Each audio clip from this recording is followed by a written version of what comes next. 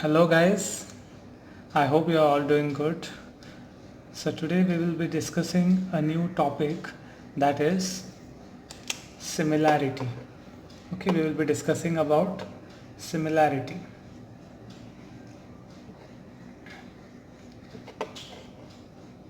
So before going on to the exact topic of similarity, we will be discussing what is the difference between similar and congruent. Okay, difference between what? Similar and congruent. When do we say the objects are similar and when do we say objects are similar? Okay, this is a fresh new topic. So we will just clear our concepts. We will build up our concepts so that any question that is asked to us, we will answer it within seconds. Okay, so now the difference between similar and congruent. Now let us take a circle. Let us take two circles. Okay. This is a circle with center O. This is a circle with center P. Now if we pick up this circle and place it on this circle, it will exactly fit each other. Okay, it will exactly fit each other. Exactly fit each other. Right? Let us take one more example. If we have a square,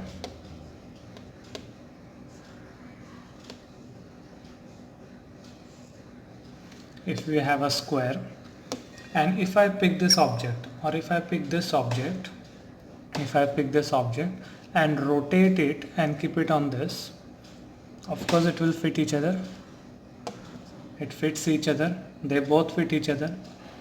Right? You all agree? Both of them fit each other. So when two objects exactly fit each other, we say they are congruent. When they exactly fit each other. When two objects or three objects or any number of objects, when they fit each other, when we place on each other and they fit, then we say that those objects are congruent. Then the question is, what is similar? When do we say the objects are similar? Okay, now if we take a triangle, this, now you all must be using your mobiles and regularly we zoom our photos, right? So let me zoom this triangle. Okay, so I will zoom this triangle. What I have done, I have taken this triangle and I have expanded it. I have enlarged it. So I got this triangle. Now what we will say is these two triangles are similar. This is the symbol for similar and this is the sign for congruent. Okay, this is similar. When an object is enlarged, like you can say an example of Taj Mahal, the real Taj Mahal which is in Agra, and the Taj Mahal that you may have at home as a showpiece, or the image of a Taj Mahal in your book. So the dimensions are reduced. So we say that the objects are similar. They are not congruent because the frame that you have at home or the picture in your book will not fit the actual image, actual Taj Mahal. Okay, if it exactly fits that exact Taj Mahal, then we say that it is congruent. But of course that is not possible. So we say that this is similar. Like we say that this object looks like that. Right? This object looks like this. So we say it is similar. Okay, so you should know that when things are congruent, they are of same shapes. Their dimensions are same. When objects are congruent, their dimension is same. Means if the radius is 2 centimeter, of course this radius will also be 2 centimeter. If the side of the square is 4, all sides 4, then of course the dimension of this square will also be 4 centimeter. But not necessary in this case. It may be 2, 3 and 4. Now what we are doing is we are zooming this triangle by 2 times. So this becomes 4, this becomes 6, and this becomes 8. So you can see here all the three sides are zoomed. So we say that it is similar. So now in this topic, in similarity, we will be discussing mostly about the triangles. Okay, if the triangles are similar or not. Okay, so to find the triangles are similar, so first thing before moving the topic ahead, we will first see what is area of triangle. You already know this, that what is area of triangle. Area of triangle is half into base into height. Alright, half into base into height. So let us draw a triangle. You all know what is a triangle, three side closed figure. So this is a triangle, A, B and C. Now what is the concept here is, how many bases are there? How many bases does this triangle have? Now many people or many students will say that the base of this triangle is BC. But my dear students, you are wrong, because the base of the triangle can be any side. If you see from here, AC will be the base. If you see from this side, you can say that AB is the base. And if you see from this angle, right now how you are sitting, you will say that BC is the base. So not necessary that the down portion from where you are looking is only the base. Now let us assume that this is the base. If BC is the base, now which is the height? Okay, we have to find the area of triangle. So it says half into base into height.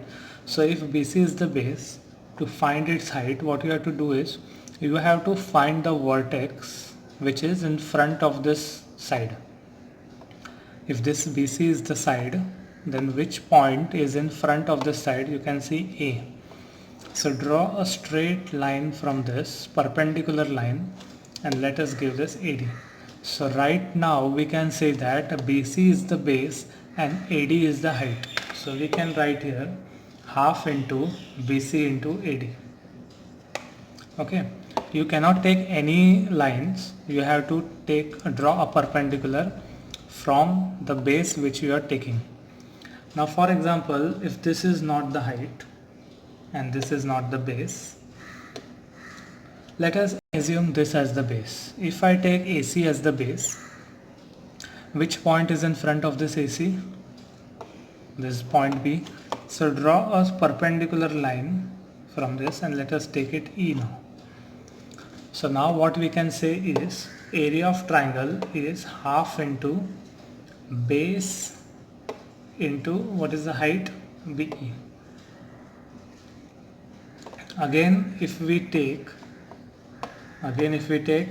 AB as the base, if we take AB as the base, which point is in front of this AB? C. So draw a straight line C. So this becomes our height.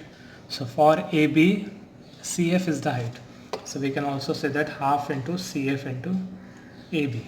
Okay, let me write half into base into height.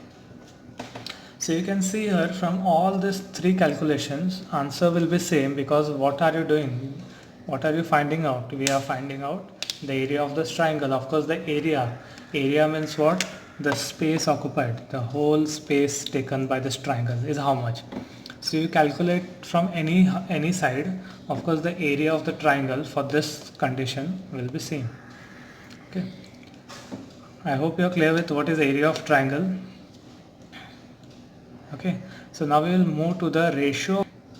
So now we will move to the ratio of areas of two triangles. Ratio means you have to divide the areas of the two triangles. So let us take two triangles here. Let us take this as A, B and C. And let us take an obtuse angle triangle, which is this way, which is DEF. Okay, so let us assume that BC is the base. If BC is the base, then from the opposite vertex, that is A, you will draw a perpendicular. Let us take it P. So for this triangle, let us take EF as the base. So which is the point in front of EF, it is D. So we need to draw a straight line here and extend this side. Okay, so this is the height. Okay, so D, let us take this as Q. I hope you are not getting confused with these diagrams. So we can say that area of triangle ABC upon area of triangle DEF. We are taking its ratio. Ratio means you have to divide the areas of the two triangles. So what is the area of triangle ABC? Half into base into height upon what is the area of this triangle? Half into, we have taken EF as the base, into height. Height is DQ. So if you cancel this half and half, you will get BC into AP upon EF into DQ. Now what is BC and what is AP? If you see here in this diagram, BC is the base and AP is the height. And what is the denominator? EF and DQ. EF is the base and DQ is the height. So we can say that ratio of areas of two triangle is equal to, right, ratio of area of two triangle is equal to what? Again, ratio is equal to ratio of product of their corresponding base and heights. Product means multiplication. Ratio of what? There is a ratio. Ratio of what? Product. Ratio of the multiplication. But multiplication of what? Their corresponding base and height. Corresponding means area of triangle. We are talking about ABC, so we'll write base and height of ABC. If you are writing DF, so base and height of DF. Okay. Now what happens is, if the base becomes equal, you note this, that, so I will rub this for now. I hope you have noted all this. You have to remember this, that if the bases are same means equal, then a ratio of areas of two triangles will be equal to their heights, will be equal to ratio of their heights.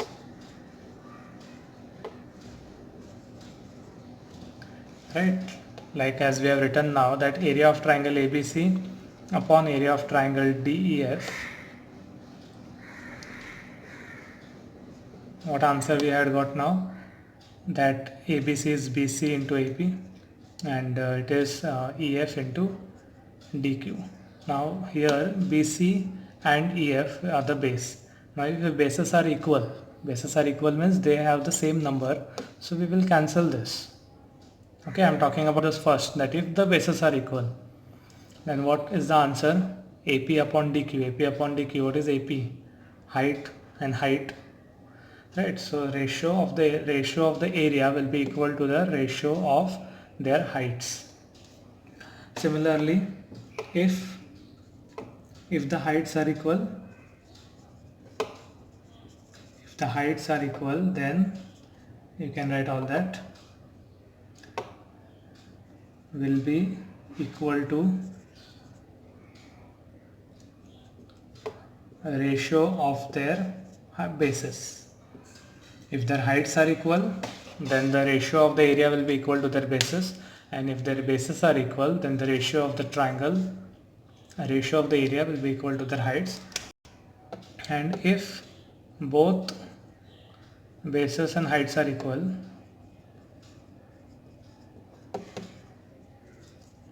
then areas of both the triangle are equal. Okay, if both the bases are equal, bases are also equal and height is also equal, means base is equal and height is also equal, so we are left with only one. So this will come to the right side and we will get both the triangle areas are equal. Okay, so you just go through these concepts, and this was the first property, or you can say a theorem, that we have discussed about the ratios of areas of two triangles. See, comparatively maths 2 is easy. I know you may say that no, it was never easy, but in maths 2 you have to only remember the theorems. Once you remember the theorem, you can solve any sum. Okay, because you can see here there are no formulas, there are no plus minus or division and all that. Whatever will be there, it will be a minor calculation, that is a basic multiplication or a basic division. Okay, but you should know this theorem, that if the bases are equal, then the ratio of the area will be equal to their heights. If the heights are equal, then the ratio of the areas of the two triangle will be equal to their bases. And if both bases and heights of a triangle are equal, then we can say that the areas of both the triangle are equal. You have to remember these facts. Once you remember this fact, your calculation will be very easy. Okay, so when we will be discussing the sum, if you remember the theorem, within 1 second you can answer all the questions. Okay, so till then keep practicing. If you have any doubts, please ask me in the comment section. Till then, take care.